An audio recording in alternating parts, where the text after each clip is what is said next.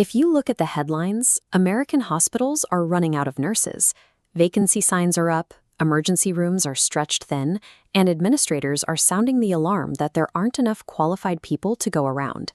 The standard response to this kind of problem relies on basic supply and demand. Administrators treat the vacant positions as a pricing issue.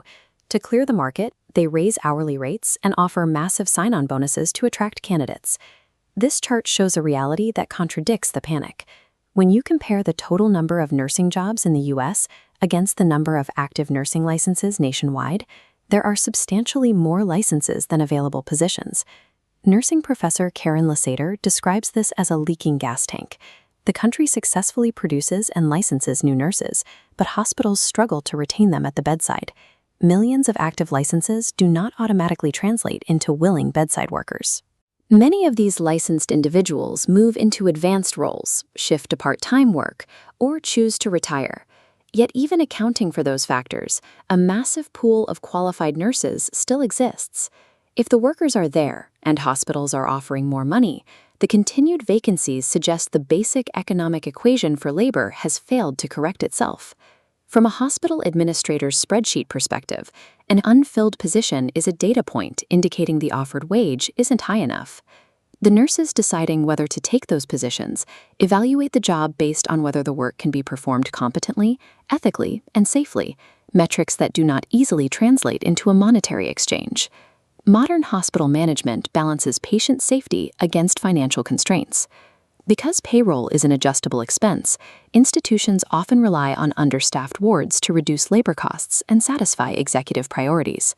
This understaffing creates a compounding effect on the floor. An increased workload leads to exhaustion, heightens the risk of preventable mistakes, and causes deep moral distress for the staff trying to provide care.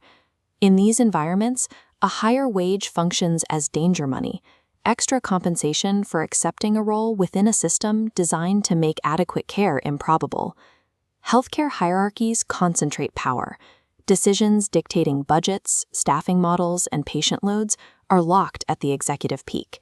Meanwhile, liability and moral injury travel downwards. Nurses face personal legal consequences and disciplinary action for systemic failures in environments they don't control. Within a capitalist framework, a nurse who refuses an unsafe assignment is often categorized as inflexible or unresponsive to incentives. That refusal is an act of professional integrity. It protects the patient's life, and it protects the nurse's own license from preventable harm. Money cannot fix a structurally stupid organization.